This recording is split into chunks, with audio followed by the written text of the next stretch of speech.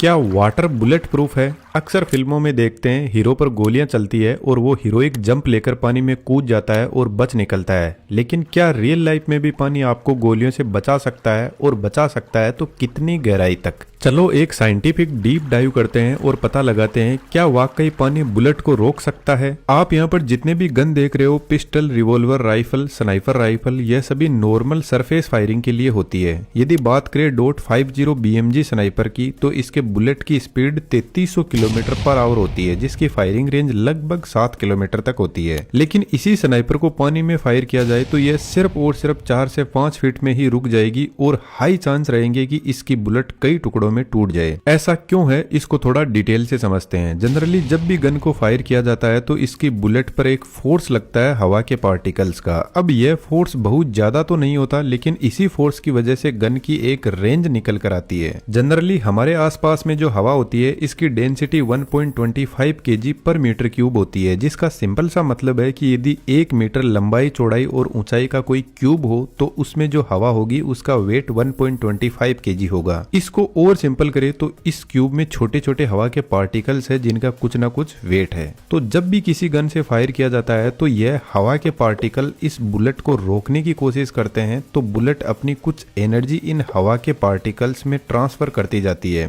और आगे बढ़ती रहती है। जब बुलेट की पूरी एनर्जी ट्रांसफर हो जाती है तो यह एक जगह रुक जाएगी और इसकी रेंज निकल जाएगी। लेकिन यह टोटल रेंज है। इफेक्टिव रेंज वह होती है जब बुलेट के पास में इतनी स्पीड और पावर हो कि वह अपने टारगेट को क्रॉस कर जाए।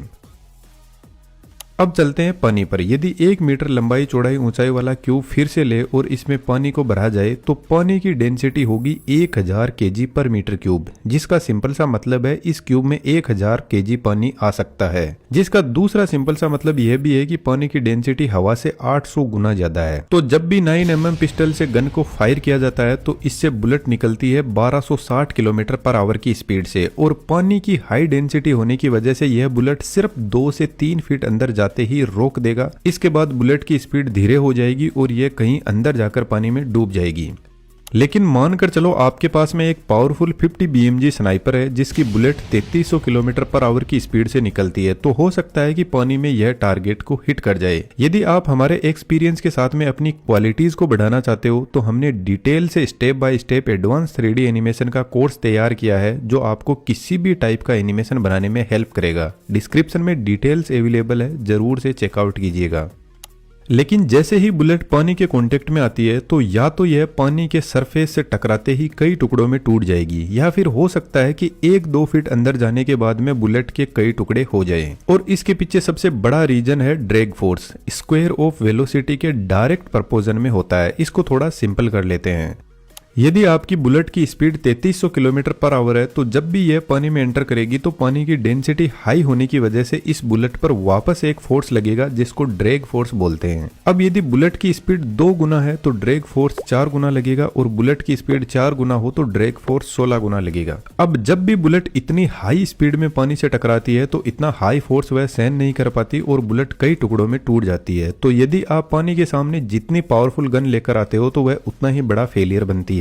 हो सकता है उसकी बुलेट पानी में एंटर ही ना कर पाए। लेकिन एक नॉर्मल पिस्टल जिसकी स्पीड 1260 किलोमीटर पर आवर है, वह पानी में 2-3 फीट तक एंटर कर जाती है। इसके टुकड़े नहीं होंगे, लेकिन वह 2-3 फीट के बाद में स्पीड स्लो हो जाएगी और पानी में डूब जाएगी। एक कंडीशन यहाँ पर और है, पानी के साथ में यह भी बहुत ज्यादा मैटर करती है कि आप कौन से एंगल से फायर कर रहे हो। जैसे हमारे पास में यह कंडीशन है, बहुत सारे शूटर बैठे हैं अपने हार्डवेयर लेकर टारगेट को हिट करने के लिए। अब यदि सिर्फ पानी के सरफेस से 5 से 15 डिग्री के बीच में फायर किया जाएगा तो बहुत हाई चांस है कि आपकी बुलेट पानी में एंटर ही ना कर पाए, और एंटर कर भी लिया तो यह टुकड़ों में टूट जाएगी। कुछ स्टडीज का ऐसा कहना है कि 11 डिग्री के ऊपर जब फायर किया जाता है तो बुलेट पानी में एंटर कर जाती है।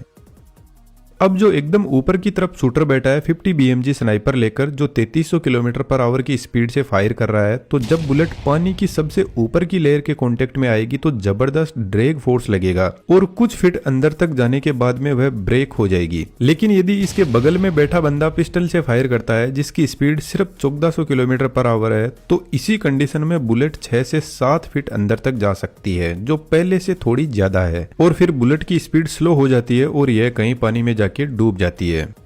अब मान लो हमारा टारगेट जस्ट पानी में एंटर हुआ है और वह पानी में सिर्फ आधा फीट नीचे है, और यदि आपके पास में पिस्टल है तो आप उस पर टारगेट लगा सकते हो, लेकिन फिर भी बहुत कम चांस है कि आपकी बुलेट टारगेट को हिट करे। और यहाँ पर आता है सबसे बड़ा सेकंड नंबर का रीजन। जनरली जब भी गन हवा में फायर की जाती है तो बुलेट के पीछे एक जबरदस्त एक्सप्लोजन होता है जिससे बुलेट को आगे की तरफ फोर्स लगता है। लेकिन गन की जो बैरल होती है इसका मैकेनिज्म कुछ इस टाइप का होता है कि जब बुलेट बैरल को छोड़कर बाहर निकलती है तो वह हाई स्पीड में रोटेट करने लग जाती है और अपने टारगेट की तरफ बढ़ती है। अब मानकर चलो आपने बुलेट को फायर किया है और बहुत तेज आंधी चल रही है, तो हो सकता है कि थोड़ा बहुत बुलेट अपने टारगेट को मिस कर जाए, क्योंकि जो भी एक्सटर्नल फोर्सेज है वह इस बुलेट पर लगेंगे। लेकिन यहाँ पर बुलेट का रोटेशन बहुत काम आता है। एक्चुअल में ये जो बुलेट रोटेट कर रही है इसको जायरोस्कोपिक इफेक्ट बोलते हैं। तो जब बुलेट हाई स्पीड में रोटेट करती है तो इसका एंगुलर मोमेंटम बहुत ज्यादा होता है, जिसकी वजह से इसके पास में एक इनविजिबल फोर्स अवेलेबल होता है जो बुलेट पर लग रहा कोई भी एक्सटर्नल फोर्स है उसको कैंसिल आउट करने का कोशिश करता है।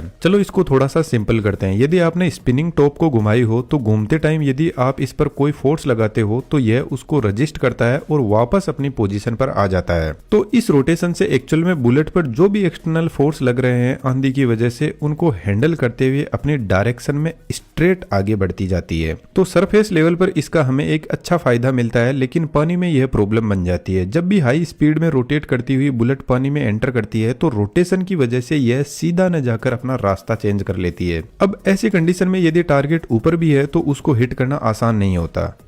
एक कंडीशन और लेकर चलते हैं। मान के चलो यदि आप खुद ही पानी में एंटर कर जाते हो गन को लेकर और आपका टारगेट भी पानी में है तो फिर क्या होगा। इस कंडीशन में सिंपल सी बात है, गन की जो बैरल है उसमें भी पानी चला जाएगा, लेकिन फिर भी गन फायर कर सकती है। तो जब भी फायर किया जाएगा तो बैरल के अंदर जो पानी है वह बुलेट को स्ट्रॉन्ग ड्रैग फोर्स प्रोवाइड करवाएगा और मुश्किल से बुलेट गन से निकलने के बाद 1 फीट दूर जा पाएगी। और यहाँ पर हो सकता है कि यदि पानी का ड्रैग फोर्स ज्यादा हुआ तो बैरल फट भी सकती है, क्योंकि बुलेट के पीछे का एक्सप्लोजन इसको आगे की तरफ फोर्स लगा रहा है और पानी इसको आगे बढ़ने नहीं दे रहा, तो बैरल फटने के हाई चांस रहते हैं।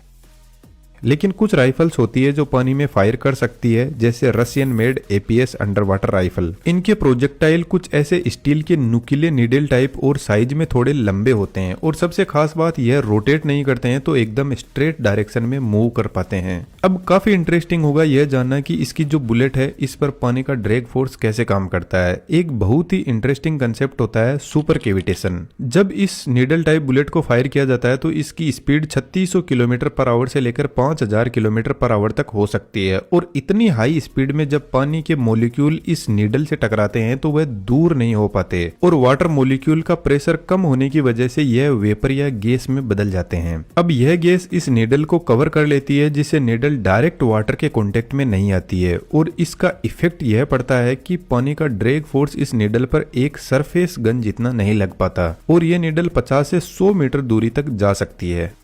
अब हो सकता है कुछ लोगों के दिमाग में यह क्वेश्चन आया होगा कि स्पीड तो सरफेस बुलेट की भी बहुत होती है, तो फिर वह सुपर कैविटेशन स्टेज में क्यों नहीं पहुंच पाती। इसके पीछे सबसे बड़ा रीजन है इनकी डिजाइन। जो नॉर्मल सरफेस गन के बुलेट होते हैं उनको एरोडायनामिक बनाया जाता है ताकि यह हवा में ज्यादा दूरी तक जा सके, लेकिन इसका जो सरफेस एरिया होता है वह इस नीडल से ज्यादा होता है, और इतने सरफेस एरिया की वजह से जैसे ही यह पानी में एंटर करती है तो इस पर ड्रैग फोर्स ज्यादा लगता है। लेकिन नीडल के केस में इस पर ड्रैग फोर्स कम लगेगा, जिससे यह अपनी स्पीड को थोड़ी लॉन्ग दूरी तक मेंटेन कर पाती है, जिससे वेपर बनना स्टार्ट हो जाएगा। सुपर कैविटेशन उस कंडीशन में काम करता है जब बुलेट की इतनी ज्यादा हाई स्पीड हो कि उसके सामने का पानी वेपर में बदलने लग जाए, और पानी में स्पीड कायम तभी रह सकती है जब उसका सरफेस एरिया कम हो। तो यह जो एक कैविटेशन थ्रेशोल्ड यहाँ पे बना हुआ है उसको सरफेस बुलेट क्रॉस नहीं कर पाती है। तो फाइनली सरफेस गन को पानी में फायर करने का कोई खास मतलब निकलता नहीं है। आप भी हमारे एक्सपीरियंस के साथ में ऐसा बेहतरीन एनिमेशन सीख सकते हो। डिस्क्रिप्शन में डिटेल्स अवेलेबल है। आप चैनल को सब्सक्राइब करके और भी ऐसे बेहतरीन वीडियो देख सकते हो।